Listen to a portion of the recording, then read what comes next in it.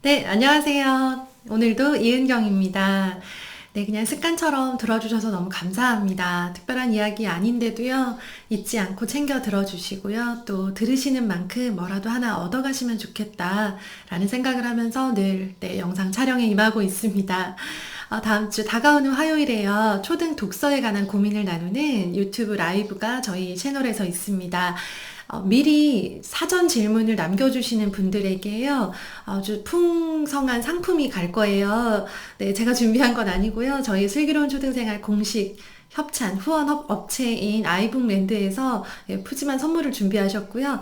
네이버 초등생활, 슬기로운 초등생활 네이버 카페에서 지금 게시글 올려놓을 테니까요. 거기 아래다가 질문 남겨주시면 됩니다. 네, 뭐 아이가 책을 후루룩 읽어요. 어떻게 할까요? 이렇게 그냥 질문 하나씩만 간단히 남겨주시면요. 네, 선물 받으실 수 있는 대상도 되시고 실제로 라이브 때요. 사전 질문 남겨주신 것 사연으로 소개해드리고 고민 상담 같이 해보도록 하겠습니다. 오늘은 우리 초등 아이들 맞춤법 띄어쓰기 힘들죠. 네, 완벽한 친구는 없습니다. 제가 장담컨대 완벽한 친구는 없다고 생각합니다. 그런데요, 맞춤법을요, 어느 정도까지는 올려야 되고요, 올릴 수 있는, 교정할 수 있는 방법을 몇 가지만 대단한 거 아니에요. 소개 드릴 테니까요, 하나씩 실천해 보시면 좋겠습니다. 네, 먼저 제가 교실에서 봤던 친구들 이야기를 좀 해드릴게요. 6학년을 할 때 보면요, 거의 완벽에 가까운 친구들이 있어요. 그리고 6학년이 되었지만 맞춤법이 엉망인 친구들도 있습니다. 확률적으로 굳이 따져본 건 아니지만요. 거의 완벽에 가깝게 잘하는 친구들은 여자 친구들인 경우가 훨씬 많았고요.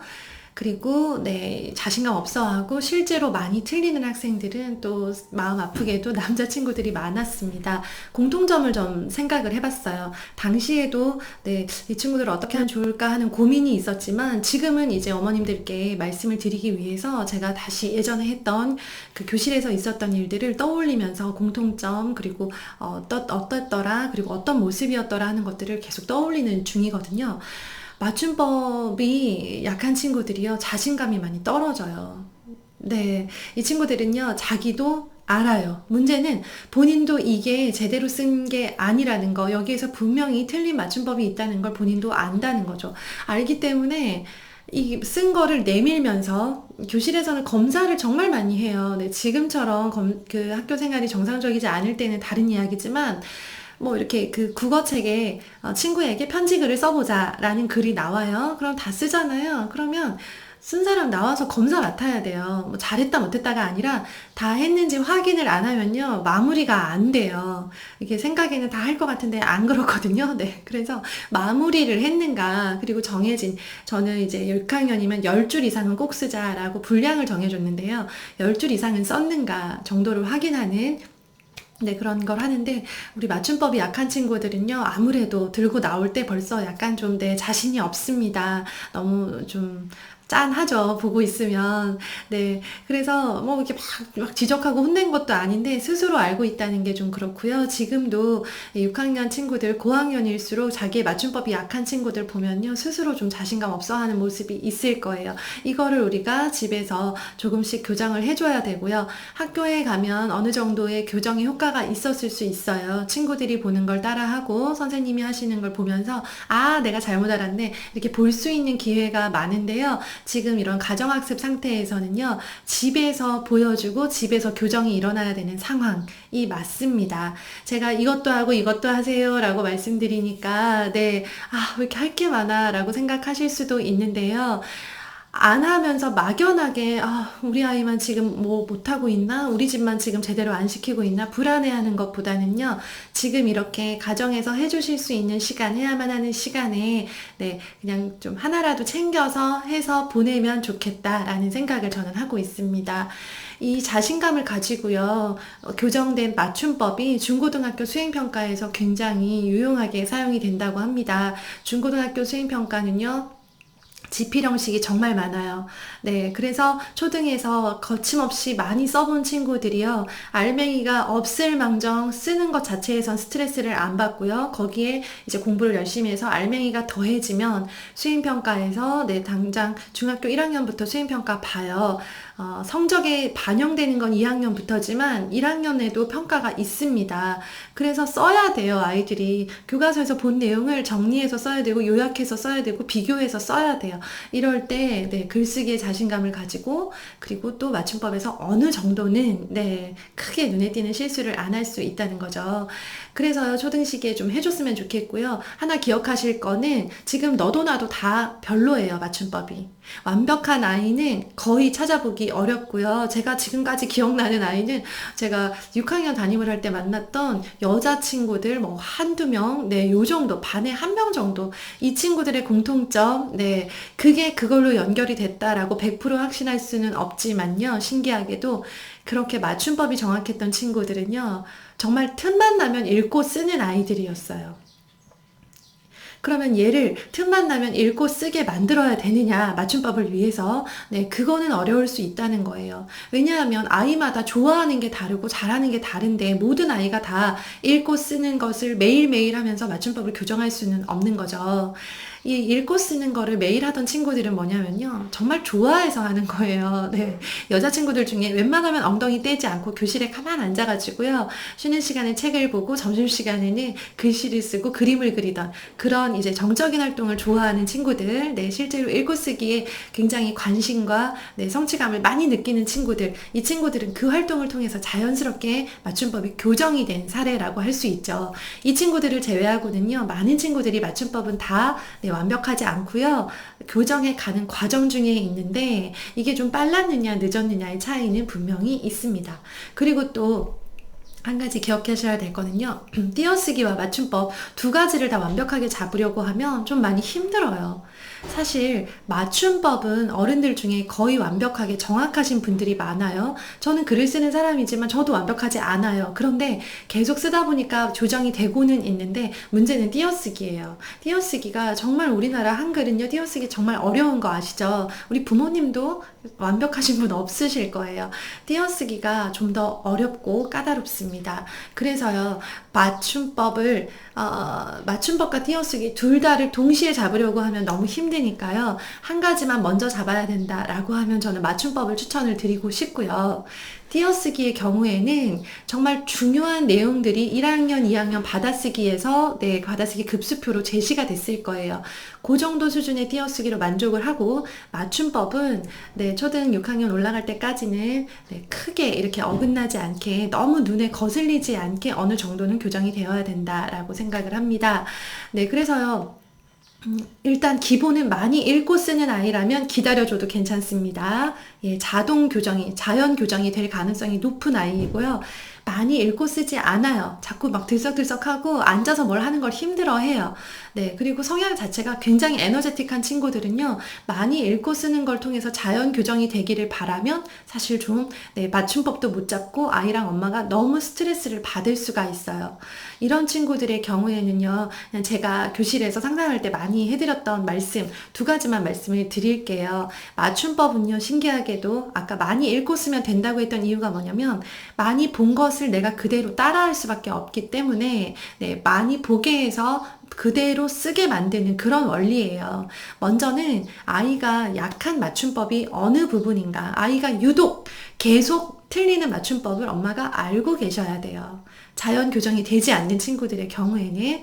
그래서 우리 아이는, 네, 유독 이중 받침 있죠. 받침 두 개인 거. 닭 할 때 다 밑에 리을 기역 들어있는 거.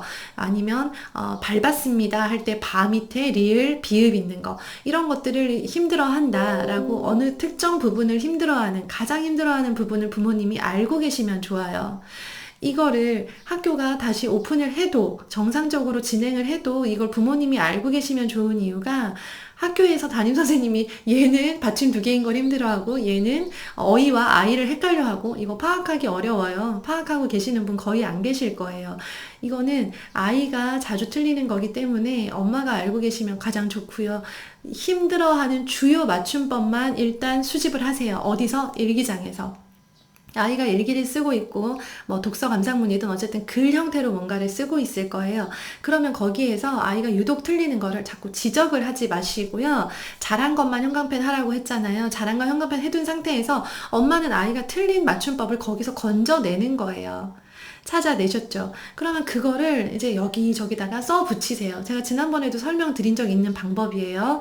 네, A4 용지든 뭐 아니면 색종이든 거기다가 닭 이렇게 해서 크게 쓰세요.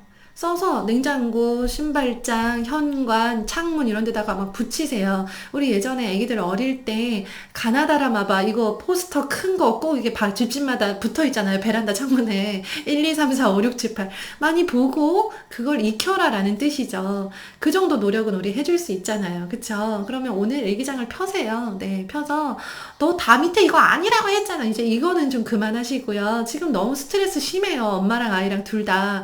그거 하나 때문에 마음을 상하고 소리를 지를 에너지는 없습니다. 이제 그걸 보고 잘못됐네. 아이랑 어이랑 계속 헷갈려 라고 하시면요. 그거를 단어를 종이에다 적어서 붙이는 거. 네, 붙여놓고요. 그럼 아이가 신기하잖아요. 엄마가 뭐 저런 초등학생인 나에게 저런 행동을 하면서 내가 애긴 줄 알아? 하면서 엄마가 뭘 갖다 붙여놨나 신기해서 보겠죠. 그러면 그 본 거를 보고 이거 하면서 머릿속에 집어넣는 거예요. 그렇게 넣어놓으면 나중에 쓸 때 나오는 거예요. 그게 쓸 때 나와요. 언제 나올까? 그건 아이마다 속도가 다르죠. 그런데 일단 붙여는 놓으시라. 아이가 어떤 맞춤법을 힘들어하는지 파악은 하고 계시라는 거예요. 그 다음에 또 하나 제가 좀 맞춤법 힘들어하는 친구들한테 교실에서 많이 썼던 방법인데요. 교과서 따라쓰기를 시켜봤어요. 많이 쓰면 안 돼요. 포인트는 아이가 막 손이 아프고 막 진짜 막 교과서 너무 싫고 쓰기 너무 싫어라는 말이 나오면 실패해요. 그러지 마시고요. 교과서 중에서 국어 교과서가 따라쓰기 가장 좋은데요. 문제는 따라쓸 필요가 없어요. 거기 나와 있는 지문 있죠. 제시 글. 네, 이것들을 따라 쓰는 것들이요. 아이가 천천히 읽을 수밖에 없고 똑같이 따라 쓰려면 정확한 맞춤법으로 쓸 수밖에 없어요. 교과서를 따라 쓰라고 말씀을 드리는 이유가요. 우리 필사가 아이들한테 굉장히 좋은 글쓰기 방법인 거는 아시죠? 그래서 뭐 공자, 논어, 사자수학 이렇게 조금 어려운 책들을 따라 쓰고 있는데요. 이것들을 쓰는 거는 어떤 인문학적 소양이나 아니면 아이의 집중력 여러 가지 면에서 도움이 돼요. 그리고 글쓰기, 인성 지부도까지도 가능한 부분인데요. 맞춤법을 위해서 쓸 때는 사자수학에 나오는 그 글들, 그 맞춤법들이 실제로 우리 아이 글쓰기에 반영되기가 어렵기 때문에 맞춤법 부분에서 그래서 맞춤법을 교정하기 위한 필사라면 교과서 정도 수준이면 좋아요. 즉 교과서에 나온 제시글에 나온 맞춤법 정도는 내가 똑같이 한번 써본다라는 그런 의미가 있죠. 내가 직접 손을 굴려서 이거를 글씨를 써본 글자는요 훨씬 더 많이 기억에 남아요. 그래서 어느 정도 써야 되냐면요. 하여튼 많이 쓰지 마세요. 아이가 힘들다고 하면 줄여주셔야 돼요. 많이 쓰지 않는 이유가 뭐냐면요. 꾸준히 쓰기 위해서. 많이 쓰시는 분들이 있어요. 막 아이들 뭐 시작할 때 굉장히 양을 일단 아이가 의욕적으로 덤비니까 네, 처음에는 다 의욕적이에요. 아이들은 네, 일단 많이 쓰게 해요. 막 한쪽 두쪽 엄마 나 오늘 두 쪽 쓸래 하면서 막 쓰는데요. 그러고 나면 손이 아파요. 다음날 되면 엄마 나 어제 너무 힘들어서 오늘 한번 안 쓰면 안 돼. 이 소리가 나오거든요. 근데 아이들 공부시킬 때는요. 가장 즐거워하고 좋아하고 재미있어 할 때 끊어주는 그런 밀당의 기술도 필요해요. 거기서 끊어버리죠. 그러면은요. 아니야 그만 써. 그만 하고 이제 그만 쓰고 하고요. 다음날 이제 그거 오늘도 써야지 그러면 맞아 어제 재밌었어 하면서 부담 없이 또 쓰는 거죠. 그래서 필사를 하면서 한 하루에 뭐 5줄 그러니까 한 줄, 교과서에 있는 한 줄, 아이가 좀 힘들어하는 한 줄을 이렇게 엄마가 한번 써주시고요. 그 아래 공책에다가 한 5번 정도만 반복하면 전 충분하다고 생각해요. 할 거 많은 아이들, 네, 필사까지도 또 너무 큰 이렇게 부담이 되지 않았으면 좋겠습니다. 그래서 교과서에 있는 것 중에 아이가 힘들어하는 맞춤법이 들어있다. 혹은 1, 2학년 때 받아쓰기를 했는데 받아쓰기가 좀 부실했다. 제대로 교정 안 하고 넘어간 것 같다. 라고 하시면요. 다시 받아쓰기를 공부하는 마음으로 하지만 절대 이것에 대해서 부정적인 잔소리는 하지 마세요. 너 그때 받아쓰기 제대로 못해가지고 지금 다시 공부해야 돼. 6학년이 창피하게 지금 뭐 하는 거야. 막 이런 얘기는 너무 잘하죠. 제가 해봤으니까. 근데 하지 마세요. 이거 뭐 큰 도움도 안 되고 그냥 서로 마음만 상해요. 아이가 힘들어하고 틀리는 맞춤법이 들어있는 그 단어가 들어있는 문장 하나를 쫙 써주고요. 예쁘게 써주세요. 네, 그대로 따랐어. 5번은 꼭 쓰고 더 쓰고 싶으면 뭐 6번, 7번 쓰는 건 괜찮아. 근데 그보다 더 많이 쓰지는 말어 라고 하면서 얼마나 힘들어. 자꾸 힘들다고 해줘야 돼요. 네. 그래서 손 아프니까 많이 쓰지 마. 이렇게 해서 아이가 필사 그 쓰는 거 부담 없이 매일매일 쓸 수 있게 좀 해주세요. 그렇게 써본 친구들은요, 이렇게 많이 읽고 쓰는 게 핵심이에요. 네. 좀 희망적인 말씀을 드릴까요? 저희 둘째 아이 아시죠? 지금 뭐 수학으로 따지면 2학년, 3학년 수준이고 지능이 낮습니다. 그 친구가요, 맞춤법이 거의 완벽해요. 저 따로 가르친 적 없어요. 그냥 얘를 많이 읽고 쓰게 내버려 뒀어요. 그러니까 이건 지능의 문제. 얘가 머리가 나빠서 지금 맞춤법이 틀리는 게 아니라는 거죠. 노출된 만큼 할 수 있게 되는 원리라고 생각을 하십니다. 네, 그래서 스스로 많이 읽고 쓰지 않는 아이는 네, 단어를 붙여두고 그 단어가 포함된 문장을 쓰게 만드는 거. 네, 그거 방법으로 하나하나 교정을 하세요. 지금 네, 학교가 기능을 못해서 우리 어머님들 부담이 커지지만 아주 크신 상태지만 그만큼 또 여유롭게 뭔가를 아이한테 습관으로 처음으로 한번 습관을 만들어 보기에는 시간적인 여유가 있기도 한 상태입니다. 네, 막연하게 불안하게 생각하시지 마시고요. 그냥 이거라도 해보자. 요것부터 해보자. 이거 하려고 했는데 미뤄뒀던 거 지금 해보자. 이런 마음으로 네, 오늘 하루하루 그렇게 보내셨으면 좋겠습니다. 네, 화요일 라이브 질문 많으실 텐데요. 네, 슬기로운 초등생활 카페로 오셔가지고요. 질문도 나눠주시고 오늘 행복한 주말 보내세요. 감사합니다. 안녕히 계세요.